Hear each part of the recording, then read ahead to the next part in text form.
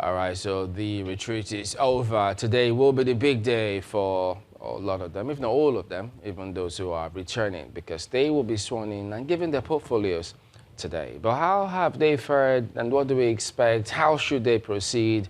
Some of the matters we'll highlight today. Markwe? Thank you, Chamberlain. We have with us in the studio Mr. John Mutu, who is the head technical support team at the DFID. He is also a governance specialist with expertise in parliamentary development, public finance management, policy development, and participatory governance. You're welcome to Sunrise Daily. Thank you, Markwe. Well, I'm sure you must have followed the journey of the ministers, and a number of Nigerians talking about how long it's taken to get the ministers, but finally now we have them. 43 of them. They have been undergoing, well, they underwent screening and then finished that, and then they just finished their retreat. And today they will be sworn in. What are the challenges that lie ahead of them, first and foremost? Do you think that they have been adequately prepared, looking at the team, and what will you be setting for them as an agenda as they finally are sworn in today? Thank you for a very interesting question. But before I respond to that, let me quickly make a correct introduction. I'm the head of technical support team for a DFID-funded program, not DFID itself. I see. Okay. But I'm not here in capacity of that program. I'm here as a Nigerian, so I speak as a governance specialist. Just needed to make that correction. Having said that, let me first of all use the opportunity to congratulate the President and his ministers designate, and today they will be sworn in, and specifically asking whether they've been adequately prepared. I think that is relative. I do know that they had a 2-day induction retreat just yesterday and day before yesterday to prepare them. But whether the time is sufficient to adequately prepare them is a different issue. But I know they all come with different pedigree, with different background. But from my understanding, the induction was more or less to help them set the agenda, more or less the president speaking to his team, like a management retreat where they all collectively set an agenda going forward.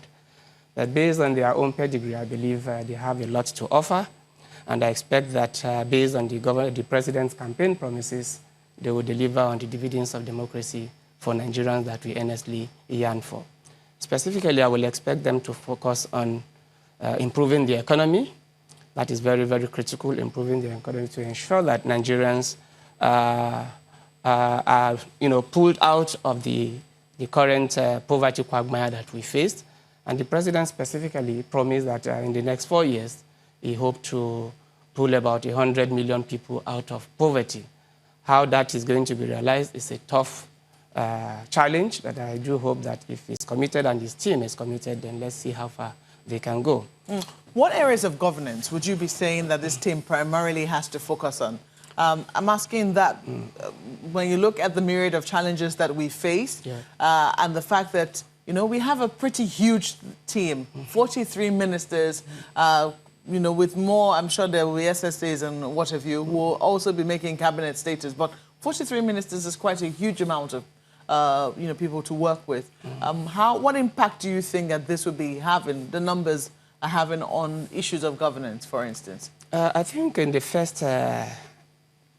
first term, the president had the intention to rationalize the MDAs, and you remember we had about 36 ministers. I wonder why this time around they had to move it to 43. Perhaps maybe it's based on the gaps they noticed, because I remember in the first administration we have ministers like Fashola handling about 3 different ministers, and it was quite a challenge in the view of some of us. Maybe it's just to ensure that at least people have the right platform to be able to perform rather than overburdening them with a huge number of portfolios. Maybe that's one of the reasons why they had to unbundle them, and maybe that's why we had 43. But it's going to be a challenge managing that huge crowd like you noticed. But again, if they properly plan and align the MDAs to ensure that everybody has clear delineation of rules, then we may be able to address some of the challenges. But talking about governance, one very, very important area of governance is the open government partnership that the Nigerian government has committed to, specifically looking at opening up the spaces for citizens to be able to determine their priorities, where citizens' voices count in the governance process, where instead of just ministers and aides sitting down to determine the priorities of the citizens, more or less allowing the citizens to determine what they think their priorities. And one other issue also within the... But don't we already have that through the National Assembly? Yes, National Assembly, we practice a representative democracy. National Assembly is where the voices of the various constituencies are aggregated. But that does not mean that the generality of the people should not have an opportunity to air their views directly, for instance, through the budget process. When the government is planning the budget, are there platforms, are there forums where citizens, either at the planning stage by the executive, can also make inputs? And when you get to the National Assembly, and that's why the National Assembly also started conducting the public hearing, so that citizens can also have first-hand feel to be able to say, yes, this is good, but we think this can happen better. So because the National Assembly is there does not mean that the rest of the citizenry should be gagged. There must be avenues for citizens to also be able to articulate their issues and channel their issues in the governance process. So I think there should be other avenues. And right now, I know that in the budget planning process, in the last budget, there was a town hall meeting, which the Ministry of Budget and Planning facilitated in Abuja, but that is not enough. Abuja is not just where the Nigerians are. What other mechanisms can be facilitated where citizens at the rural areas, at the state level, at the subnational level, can also be able to make input in the governance process? That is critical. The other one is the fight against corruption. I know that the current administration has done a lot, but the focus has been more on prosecutorial fight, where we want to recover, we want to punish. But what about preventive mechanisms? I think, in my view, there is still some relative gap in preventing crime, because you don't wait till when the crime is done and you now want to start prosecuting and recovering. One key agency of government that has the mandate to do that is that of the Office of the Auditor General of the Federation, which carries out periodic audits of government spend, so that at least you can act as a deterrence and ensure that at least crimes are not committed. But because the Office of the General is not properly equipped to perform that function, you see that a lot happens, and petitions come up. You see a lot of job for the IPC, ICPC, EFCC. That if first-line anti-corruption agencies like the Office of the General and all are effective, you see that most of these corruption tendencies will reduce their grades. The other one is also giving spaces for citizens through the Freedom of Information law, for citizens to be able to ask the right question, access information, and bring out the issues. That way, it will also put government functionaries in check. Those are all processes and mechanisms that the current administration needs to really put their effort. Well, they're not a new administration in that sense. I mean, yes, there's going to be a new cabinet. We know that some ministers are returning, about 14 of them, I believe, are returning 14, from the previous one. Now, you have looked at how they have performed in the first tenure. What would you be saying that they need to improve upon this time around in terms of how the cabinet is constituted and in terms of how they connect with Nigerians? I think one, communication is very, very important, because most of the ministers claim they've done enough, but our citizens are aware of what they have done. To what extent have they been able to communicate with Nigerians to be first to articulate their priorities? It's possible that you are doing so much, but when the things you are doing are not speaking to the needs or the immediate needs of the citizens, then you still not done much. So first is create that opportunity to dialogue with the citizens, to articulate specifically what are those things that really touches the lives of the people. For instance, the social investment program. How many, we keep hearing the number of people that the social investment programs have touched. Yet we still have millions and millions of people in poverty. Imagine investing, because the last time we hear about 500 billion was budgeted for the social investment program. Imagine committing that 500 billion naira into mass housing. Imagine committing 500 billion naira into mass housing, and you can see the multiplier effect that will create in terms of jobs directly to people. Because when you give people 5,000 naira each, how much is 5,000 naira? How can that impact on their lives? But when you create productive means of people to have sustainable income, where people can start selling houses, the construction industry start booming, the block making, people are making blocks, that multiplier effect is huge. So agreeing, meeting with the people to understand their priorities and working towards addressing those priorities with specific targets. I'm happy that this last retreat, from the reports we got, the SGF specifically talked about setting KPIs for the ministers where performance can be measured. That way, within the next 4 years, we'll be able to now track how much progress has been made. So setting target is important. The monitoring and evaluation mechanism of government is also important. And most importantly is coordination amongst agencies that have concurrent or related jurisdiction.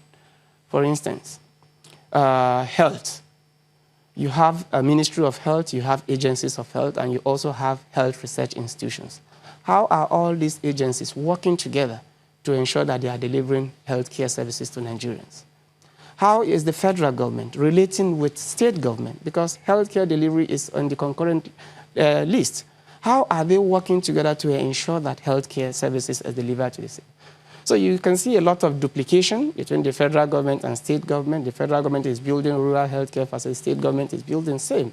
At the end of the day, we have a lot of duplication, and we're not really meeting the aspirations of Nigeria. So I will really ask for better collaboration and better partnership between the federal government and the state government, as well as agencies that have concurrent jurisdictions to work together more effectively. If you were to set KPIs for the ministers, what will be some of the indicators for the key performance index? For instance, the president said he wants to raise about 100 million people out of poverty. This is a 4-year dream between now and 2023. You have to break them into short term. No, 100 million people is within 10 years. Okay, within 10 so years. 10 okay, million, within 10 years, that's true. Okay, between now and year. 2013, how many can we 2023. 2023, how many can we pull out of that poverty zone? If it is 10 million, how many can we realistically achieve between now and 2023? Because after 2023, we'll have a new government coming in, which may not necessarily be bound by those aspirations. So let's be able to cut how many people do we want to pull out between now and 2023. Let's assume it is 5 million. If it is 5 million, how many can we, on an annual basis, the 2020 budget that we're talking about, how many can that 2020 budget work towards pulling out? Is it 1 million? Is it 1.5 million? And if that is, what are the specific agencies or MDAs that have that capacity to pull these people out of that poverty zone? Is it in mass housing, for instance? If it is mass housing, then that is where we should be channeling our resources into. If it is social investment or social protection programs, what are those social protection? Is it the current SIP? Is it the 5,000 naira we are paying that we are going to use to pull these people out? So what I'm saying is to clearly articulate the sectors within the economy that can really create jobs. On the whole, are you optimistic about the drive of this administration? The commitment I am happy with. The commitment is there. But what is most important is the how. A target has been set. The current ministers and the cabinet have to now put up their thinking cap to ensure that they start working towards achieving. But instead of talking about 10 million, we should focus on what we can achieve between now and 2023 in the medium term, and now see what we can go from there.